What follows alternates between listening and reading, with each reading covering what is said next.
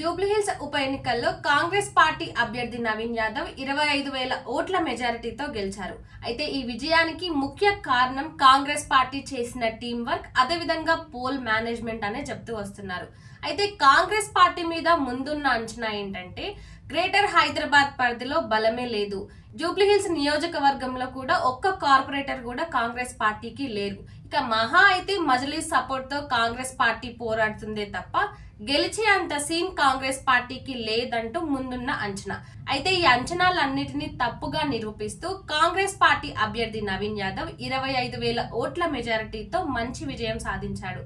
అయితే BRS party ముందు నుంచి కూడా కాంగ్రెస్ పార్టీ 2 ఏళ్ల పాలనలో కాంగ్రెస్ అధికారంలోకి వచ్చిన తర్వాత ఈ 2 ఏళ్ల పాలనలో ఇచ్చిన హామీలు కానీ పథకాలు కానీ ఇచ్చిన మాట ప్రకారం నెరవేర్చలేదని, దీనినే ముఖ్యంగా ప్రజల్లోకి తీసుకెళ్తూ కాంగ్రెస్ పార్టీని, వ్యక్తిగతంగా రేవంత్ రెడ్డిని, నవీన్ యాదవ్ ను కూడా తప్పుడుగా ప్రచారం చేస్తూ ముందుకు వెళ్తూ వస్తుంది.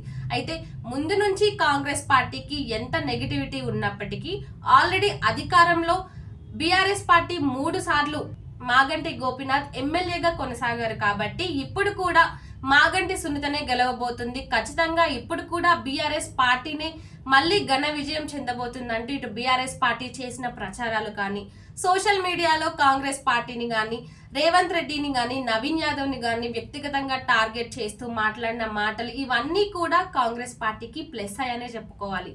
ఇటు పోలింగ్ రిజల్ట్ లో కూడా కాంగ్రెస్ పార్టీ మామూలుగా గెలవలేదు. ప్రతి రౌండ్ లో కూడా నవీన్ యాదవ్ బీఆర్ఎస్ పార్టీ కంటే అత్యధికంగా ఓట్లను సంపాదించుకుంటూ మొదటి రౌండ్ నుంచి చూసుకున్నట్లయితే 10వ రౌండ్ వరకు కూడా నవీన్ యాదవ్ 25,000 ఓట్ల మెజారిటీతో ముందుండి గెలిచాడు.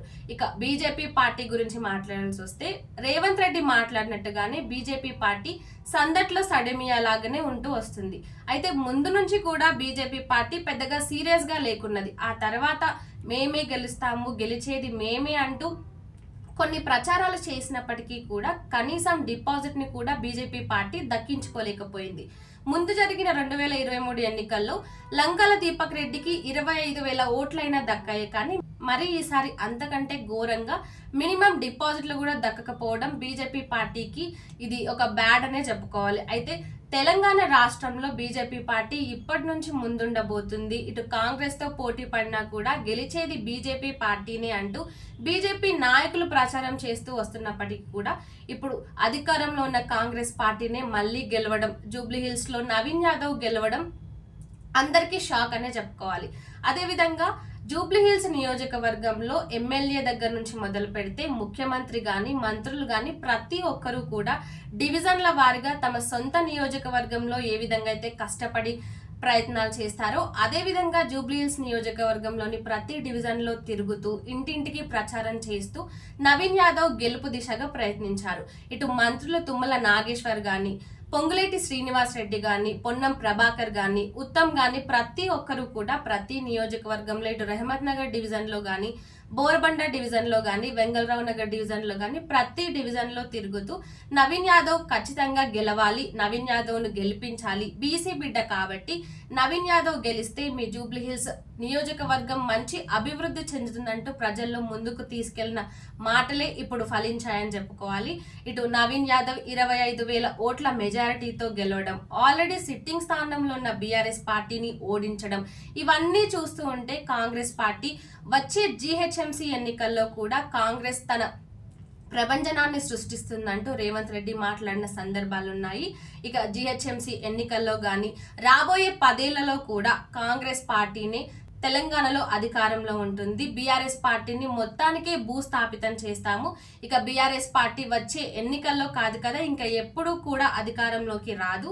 ఆల్రెడీ కంటోన్మెంట్ ఉప ఎన్నికల్లో కూడా కాంగ్రెస్ పార్టీనే గెలిచింది. ఇప్పుడు జూబ్లీహిల్స్ ఉప ఎన్నికల్లో కూడా కాంగ్రెస్ పార్టీ గెలవడం, దీంతోనే ప్రజల అభిప్రాయం, ప్రజలు కాంగ్రెస్ పార్టీకి మద్దతు చెప్తున్నారు, ప్రజలంతా కాంగ్రెస్ పార్టీ వైపే ఉన్నారంటూ రేవంత్ రెడ్డి మాట్లాడుతున్నారు. ఇక ఈ 3 సంవత్సరాల్లో కూడా ఇచ్చిన హామీల మీద, చెప్పిన పథకాల మీద అన్నిటిపైన కృషి చేసి ప్రజలందరికీ మంచి చేస్తాము, అభివృద్ధి చేస్తాము. రాబోయే రోజుల్లో కూడా మా కాంగ్రెస్ పార్టీని అధికారంలో ఉంటుందంటూ రేవంత్ రెడ్డి మాట్లాడుతున్నారు. ఇక తెలంగాణలో జూబ్లీహిల్స్ ఉప ఎన్నికల్లో కాంగ్రెస్ పార్టీ గెలవడంతో కాంగ్రెస్ కార్యకర్తలు కానీ, కాంగ్రెస్ ఎమ్మెల్యేలు కానీ, ముఖ్యమంత్రితో సహా ప్రతి ఒక్కరు కూడా హర్షం వ్యక్తం చేస్తున్నారు. రాబోయే ఎన్నికల్లో కూడా కాంగ్రెస్ పార్టీనే విజయం సాధిస్తుందని, ఇక రాబోయే 10 ఏళ్లలో కూడా కాంగ్రెస్ పార్టీ ప్రభంజనం సృష్టిస్తుందంటూ ప్రతి ఒక్కరూ చెప్తూ వస్తున్నారు.